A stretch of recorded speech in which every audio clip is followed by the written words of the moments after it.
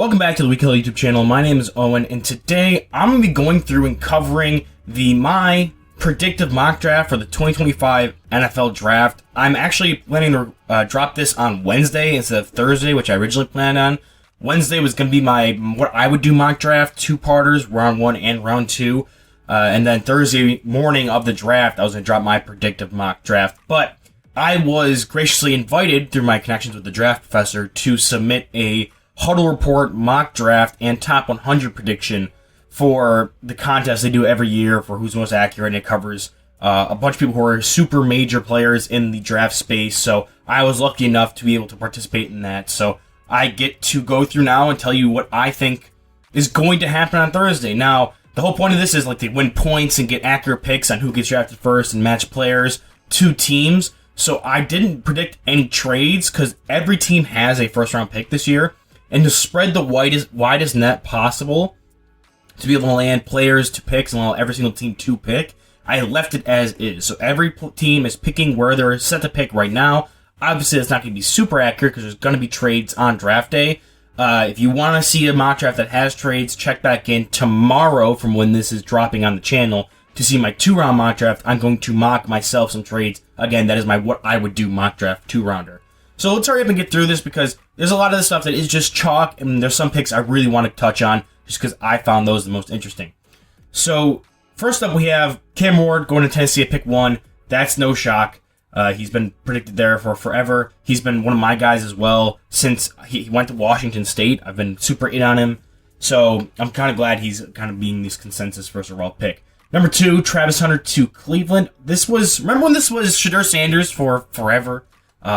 I still do think Cleveland may end up with Shedeur if he gets past Pittsburgh. I don't know if that does happen or not, but Cleveland could end up getting Travis Hunter and Shedeur, who were predictably going to be going 2-3 or 3-2 just like a couple months ago. But instead now, it's Travis Hunter at 2, Abdul Carter at 3 to Penn State. And then the only thing that's really chalk that's left is Will Campbell, offensive tackle at LSU, going to New England. Those top 4 picks seem to be in stone. The 4th one, I don't know if this is what I would do specifically, and you'll have to find out more about that tomorrow. But specifically from what I've been hearing from other people covering it and just following the dirt sheets, it looks like Will Campbell's going to be a New England Patriot at 4. So 5 is really where the draft starts to get fun. And right now, the odds-on betting favorite is Ashton Jeanty, the running back of Jacksonville. There has been some buzz that Jacksonville's going to be a team that flips the draft on its head and does something that we're not expecting so far. So everyone is course corrected and thought, okay, that means it's going to be Ashton Jeanty, and that's why he's become the betting odds favorite. And it's becoming a pretty popular pick here and may even start to become chalk by the time Thursday comes around. I would also consider Tedder McMillan here, kind of that Mike Evans mold for Jacksonville's new head coach who just came from Tampa Bay, or a Tyler Warren. Jacksonville's lost out on Evan Ingram. Their starting tight end, I think, is Brenton Strange. So adding a guy who I think is the 3rd best player in this draft class in Tyler Warren at 5 may be the move, and I may mock that myself tomorrow. After that, Vegas going Mason Graham. Usually this is like the slam dunk Ashton Jeanty spot. Now that Jacksonville's taken Vegas' guy in the pick before, they're going to have to go with their next pick. Christian Wilkins, they had a rough first season. They still got to add some pieces to that D-line, and I think Mason Graham is the best available player left on the board. So they grab him there. And if Armand Membu makes it to the Jets, now I don't love Armand Membu personally, and I would make this pick if I was the Jets, hint, hint, wink, wink, nudge, nudge. But Membu to the Jets, they'll secure that right tackle spot. They may value that more, especially with the regime coming over from the Lions, who had this stud offensive line with the stud right tackle and Taylor Decker. I could definitely see them picking the last piece to fit that puzzle that is their offensive line, giving Justin Fields their best chance to succeed. Actually, surprisingly, one of the most chalk picks outside of top 4 that's been considered for the whole year has been Jalen Walker to Carolina. And I don't know why that's been the case. Maybe because they previously had Frankie Louvu, and just the style of defense that they want to run over there in Carolina involves a lot of those 3-4 roaming rush linebackers who can rush from the inside, outside. I think it's Elijah Vero's offense, defense. And they use a lot of those hybrid edge rusher linebacker type players, and Jalen Walker is the epitome of that. He's someone I would love to see fall to like the Bucks at 19, but I don't think he gets past Carolina at 8, unfortunately. Number 9, so this is where I took my first swing And I was going through all the top 30 visits and all the different players that visited or met with teams in the pre-draft process. And New Orleans met with a decent amount of corners, and they just got done trading away Marshawn Lattimore. I don't personally think this is going to be a quarterback pick here. I think they're going to let Spencer Rattler ride, and then if Derek Carr can come back healthy, then they'll ride with him as well. But they're going to try to bottom out in that case and just add a player that can contribute to the team right away. And with the fact that they showed so much interest in corner and they brought Jahdae Barron in, I believe it was for a top 30 visit, I think this could be the pick where we see him go and replace Marshawn Lattimore and just become a building block on defense, so that way they have some guys moving forward that can be cost controlled and contributors on a side of the ball, and then when they bottom out, they can get their quarterback next year. At number 10, I have Chicago going Amari and Hampton. I think Hampton's going to go a lot higher, and Chicago has been one of those teams that's been having the Genty buzz around them. I don't know if they trade back and make this pick, or if they even just forego this and then pick up like a Quinshaw Judkins in the second round, or later on someone like a Caleb Johnson from Iowa. But I wanted to get Omar and Hampton in this, and I feel like we're seeing a lot of reflection of that one draft class with Bijan Robinson and Jahmyr Gibbs, another Detroit Lions pick, and with Ben Johnson being in Chicago now, he's going to want to get his guys. So you're getting your bigger power back like they had in Dave Montgomery in Detroit for Ben Johnson with Omar and Hampton. And again, I didn't want to predict any trades, so I was went for him with the pick here at 10. Hampton seems to be like locked for 20 with the Broncos, but I think that's going to be something that's going to be one of the bigger shocks, is that he's not going to make it to 20 to them. At number 11, I think Walton Owen goes a lot higher than what people are saying. San Francisco needs D tackles, and they've shown interest in Nolan in the pre-draft process. So I do think this could be a landing spot for the two teams meeting. I could also see San Francisco going offensive line if they really like Kelvin Banks, or another different D tackle like a Kenneth Grant or Derek Harmon. But Derek Harmon has had some injury concerns pop up recently, and Kenneth Grant's been all over the map when it comes to the mocks, either out of the second round as high as like a 7 to the Jets if Mason Graham's already gone. So he is high variance. I think a lock for me would be San Francisco take a swing on him because they need just a difference maker on the interior there, especially with the way their depth chart's currently looking. So at number 12, we have Matthew Golden staying in Texas, going to the Cowboys. I would probably take Teteroy McMillan just to complement what you have in CeeDee Lamb, but I think Matthew Golden, being from Texas, he went to their local pro day because it's Texas in Texas, and I think Dallas is going to want to cover the guy who, had eye-popping testing numbers, has a trajectory, is a local boy, and I do think that this might be the pick here. I could see this going a couple different ways. I just wanted to go with Golden from Texas to Texas. It did a lot of stuff sounded right, sounded very Jerry Jones to me with this pick. Now this is the one, pick number 13 to the Dolphins. I was flipping back and forth up until right before I started recording this, because I originally had Nick Emanwori in this spot to the Dolphins, the safety out of South Carolina, and then my reasoning would be he may be more of a slot player. It also made me think of Malachi Starks for maybe being their slot player and have Kidder Kohu play outside because they've had him play outside in the past. I eventually just wound up going with Will Johnson to the Dolphins. Normally this is like the Jahdae Barron spot if Will Johnson goes ahead of him. That's not what happens here. I think it's going to be some kind of secondary player, defensive secondary. So I eventually went with Will Johnson. I like him a lot better than Nick Emanwori. I want Nick Emanwori to be in these teens picks, so he does go later on, as you can see on my graph here, or on my Excel sheet here. But I just wanted to try to get maybe an extra point or two by landing the exact player to the team, and I think Will Johnson, his slide will stop at 13. I don't think he makes it all the way down to 17, where I have Emanwori going. At 14, slam dunk pick, Tyler Warren to the Colts. That's been mocked since January. They need a tight end. Mo Alley Cox changes nothing for me, and he's the best tight end in this draft class. I know a lot of people are in love with Colston Loveland. That's one of the players that was rumored for number 5 to Jacksonville by the ESPN guys who cover the draft over there. I could see it.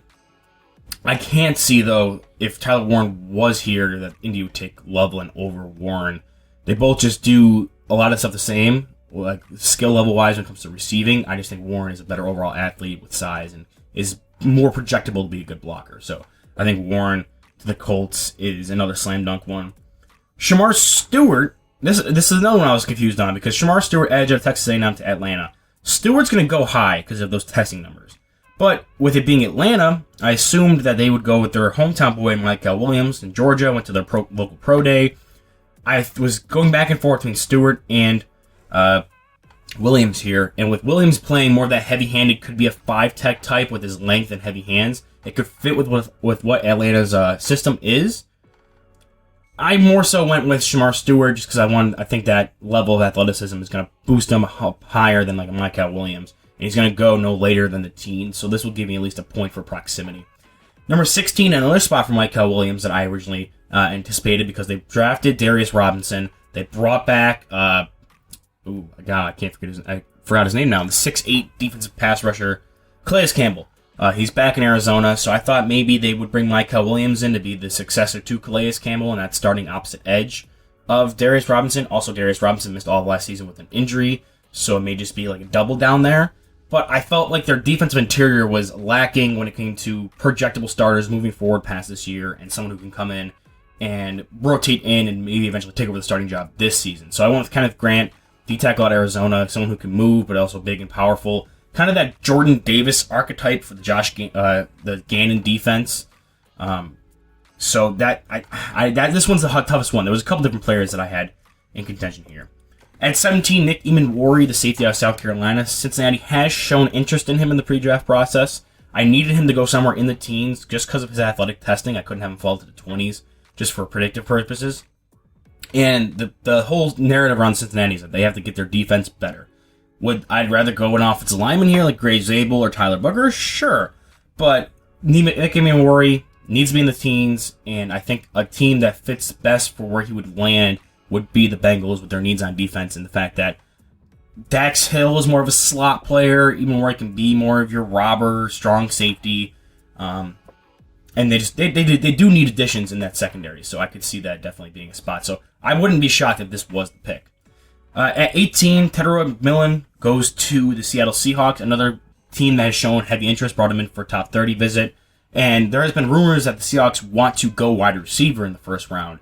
I know that Gray Zabel has been a popular pick here to them, but for me, I think replacing DK Metcalf, and they lost Tyler Lockett as well this offseason. Or was that last offseason? Either or. They have their top two guys gone. It's just JSN and a couple other pieces around new quarterback Sam Darnold. So you bring in Tedroy McMillan, complement what you have in JSN is more of that slot-type body, and this could be where the slide stops there. I know some people have McMillan falling all the way down to like the 30s or the late 20s. I don't really see that happening. Not with the buzz he's had all season. Jahad Campbell, linebacker out of Alabama. If the Tampa Bay Buccaneers can't get Jalen Walker to be like that Devin White pass-rushing middle linebacker type, Jahad Campbell's the next best bet.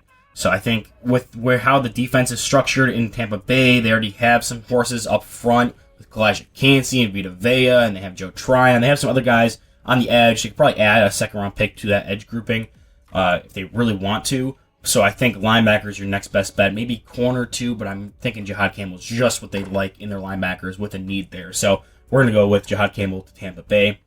Now, 20. This was a tough one because a lot of popular picks for the Broncos before was Colston Loveland, the tight end out of Michigan, which now that they got Evan Ingram, it's not really looking like that's going to be the pick there. Then it's Omarion Hampton, the running back out of North Carolina, going to Chicago at 10 here. That's another one where it's like, I don't know if he's going to really last to where 20 where Denver's picking. So then I went with Trevion Henderson, the running back out of Ohio State, gives them some juice. They still have Audric Estime and a couple of those bigger body guys, so you add some speed, add a receiving element to your backfield. I think Trevion Henderson's going to be that Alvin Kamara type that Sean Payton's going to covet there. 21, I had to fit Shedeur somewhere in the 20s. There's probably going to be a trade up, potentially with Minnesota at 24 to land him. So I think that could be a possibility, but for me, Shedeur to Pittsburgh would be stupid to pass upon them if he falls all the way to 21 to them. I could see someone maybe jumping if this run out happens and Denver has to either stick and pick Trevion Henderson or trade out because they don't want to take Colston Loveland with having just signed Evan Ingram and both running backs are gone. I could see someone jumping Pittsburgh for Shedeur, but for me, landing Shedeur in those 20s as well as finding a team that needs a quarterback in those 20s was important to me, and I think Pittsburgh is that spot. Number 22, we have Luther Burden to the Chargers. I was going back and forth between Luther Burden and Colston Loveland. I might still... I don't know. I just realized I didn't put Colston Loveland in this first round at all. And this might be the spot where I swap them out. So, this is pending. Maybe if I post anything later on, about an update, or by the time this video ends, I may change my mind. But right now, Luther Burden to the Chargers. They brought back Mike Williams. They have Quentin Johnson and Ladd McConkey. So they have their slot guy in McConkey. They have two outside guys that are kind of unproven, whether it's with injuries in the case of Mike Williams or drops with Quentin Johnston. I think Burden offers an athletic, potential outside Z receiver type they don't really have on the roster. And even if then, you could probably move McConkey out to the outside and put Burden at the slot if you really want to. I know Burden's not a popular first-round mock player, but I think he might be able to start climbing boards again as the draft nears in the next 2 days. 23, Micah Williams to the Packers, another long-limbed, heavy-handed bodied pass rusher that I think is gonna favor with the Packers. I was talking to Newt, who's on my podcast that went up on Tuesday. He's a Packers fan. He went through and he did research on the measurables and the thresholds that Packers picks usually pass. And there's 2 players that really hit those for them, and it's Shamar Stewart and Micah Williams. So if both those guys land there at pass rusher, they're going to take one of them. Also, there's corners like A.Z. Thomas and some of the other corners there, like Maxwell Harrison, that fit those thresholds as well. But I do think Micah Williams is going to be the pick there just because they need an edge rusher to complement Rashawn Gary. And Rashawn Gary is the kind of archetype Micah Williams fits into. So I could see them being interested in a player like him. 24, Minnesota sticks and picks. Like I said, this is probably the best opportunity for someone to trade up and maybe jump the Rams or Jackson Dart or grab a Jalen Milroe. But I wanted Minnesota to stick and pick in case Minnesota does end up picking someone in the first round. I still have Minnesota there. And I needed a spot for Tyler Booker to land in the first round, especially in these 20s picks. So I went with him at Alabama, or out of Alabama going to Minnesota. They do have a need at left guard there, so I think Booker could come in and help them out there. Again, this was more so me wanting to stick and pick with every team that's in the first, as well as having Booker land somewhere in the 20s, and this kind of matched up perfectly. So I don't expect this to be the 24th pick, team or player at all, but team or player may still be picking around this area anyway. And I did want to predict that somewhat. At 25, originally I was going to go at Emeka Egbuka, but with the signing of Christian Kirk for the Texans, I think they have their slot guy at down pat, and Tank Dell eventually coming back, being another outside guy, another hybrid slot, and then Nico Collins and Xavier Hutchinson. You have some guys in the wide receiver room that you're not really worried about making a big addition in the first round, especially since Christian Kirk's addition.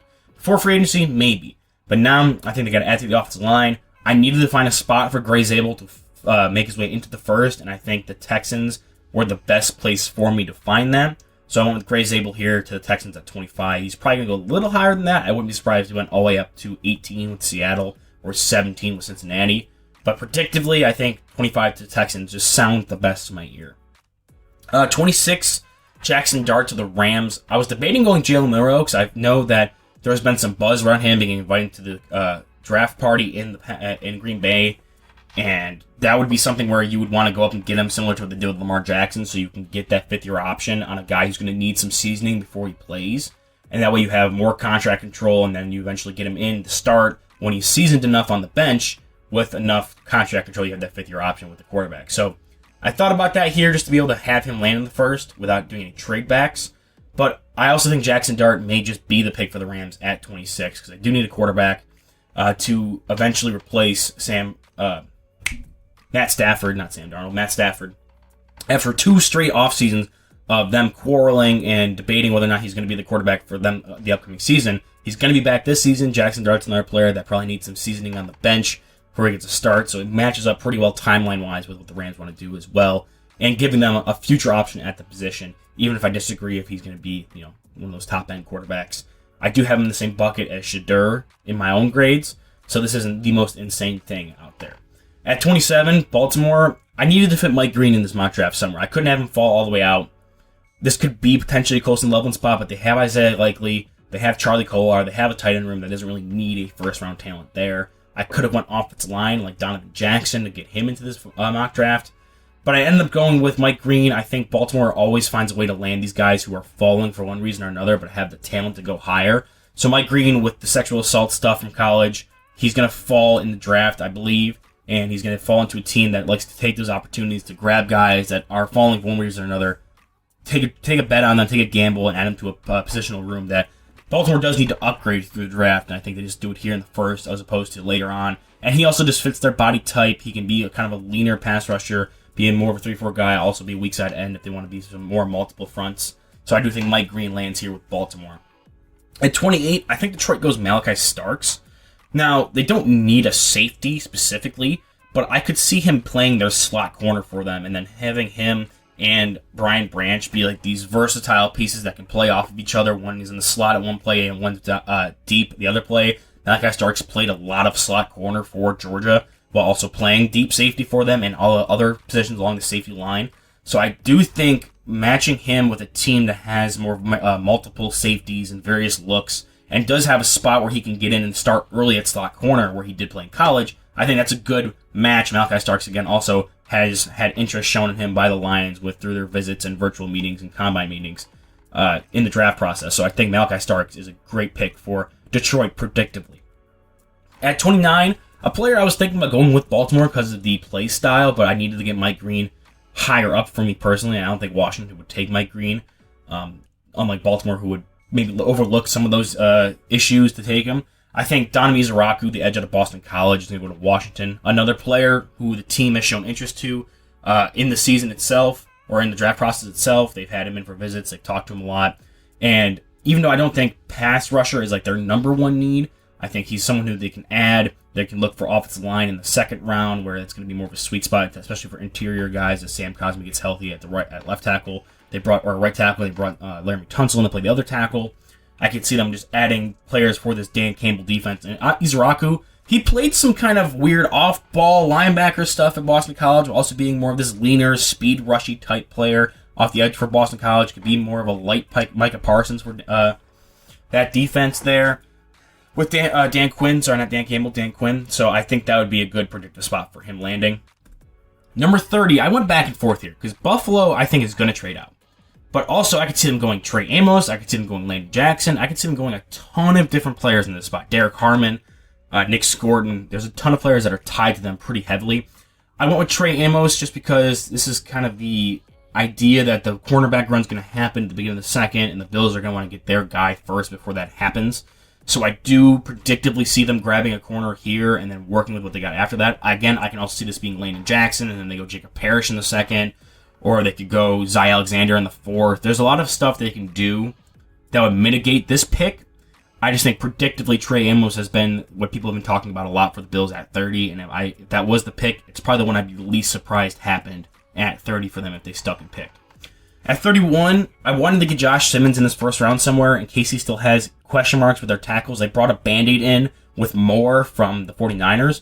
So even if you think he's not going to be a potential long-term starter for you, which I think they only gave him like a 2-year contract, so potentially that's the case they view as well, you can bring in Josh Simmons, let him continue to recover from that knee injury, and then develop into your starting tackle as the timelines match up with what you've done in free agency this year and what kind of Band-Aids you put on that offensive line so far. So I wanted to get Josh Simmons in, and I felt like his timeline matched up with Casey's timeline, and they'd be willing to just sit there and take a guy who's hurt at the back half, the last 2 picks of the first round, because they are a good team, and having a guy who's, for me, the best tackle in this class fall in their lap for a need they have 2 years down the road, with him needing that time to recover, I think that fits really nicely, like a good puzzle piece, like fitting into the spot. I was like, oh wow, that makes a lot of sense. And then at 32, we have Nick Scorton, the edge of Texas A&M, the Philly. Philly lost Josh Sweat, and their whole calling card for the winning the Super Bowl was they had this killer pass rush. Now they have Nolan Smith on the come up. They have a bunch of other guys that they can have play. Nick Scorton's going to need some time to find his true playing weight. He played lighter at Purdue, kind of, sort of. Like, he fluctuated a lot, both at Purdue and at Texas A&M, and then now at the Combine, he's like 30 pounds lighter. So they're going to need to take time to find his true playing weight. The fact that they have so many other guys in that D-line makes it easier and makes it so that Scorton isn't pushed onto the field. They also like to stick and pick guys. Again, Philly, similar to Baltimore, will grab guys that most people think should be first-round picks or should have gone higher and then end up being taken. This could also be the Colton Loveland pick. I do think Loveland makes it to the top of the second, I guess, in this mock.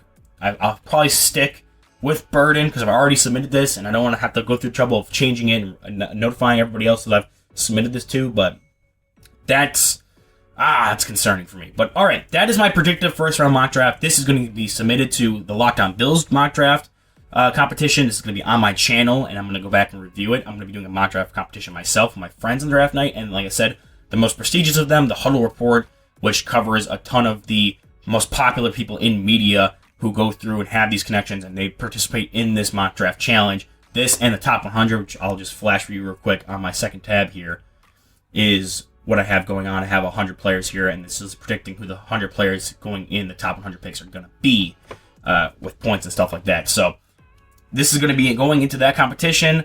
I hope I do all right, but yeah, let me think if you have any changes to what picks I would do. There was a couple picks here, like Jahdae Barron to the Saints, Omari Hampton to the Bears, Walter Nolan to the 49ers, that little cluster there. Then you get towards like Nick Emmanwori to the Bengals, McMillan to the Seahawks, Burden to the Chargers, Zabel to the Texans, Starks to Detroit. There's some picks to play, picks with players to team combinations. I'm really curious to hear what people think about online and get some feedback. So go ahead and leave a comment down there. It helps a lot. You can't even imagine how much comments help when it comes to pushing stuff into your feed. So I'm glad for anybody who sat down and listened to me ramble about this. I know there's a lot of stuff hitting the feed right now when it comes to draft content. So I'm glad some people stick around and listen to my stuff. But other than that, I'm done for today. I'll see you tomorrow for my 2-round what I would do mock draft. And if you haven't already, check out my podcast with Newt Weston, where we cover our top 75 big boards and do a little battle of the big boards there. And on Monday, I did a coverage of 22 players, all my guys team, 11 on offense, 11 on defense. There's bookmarks in there. I know it's a longer video. You can bounce around and find specific players you want to hear me talk about. But without further ado, I'll see you tomorrow. Happy Draftmas, and let's get cooking for Thursday.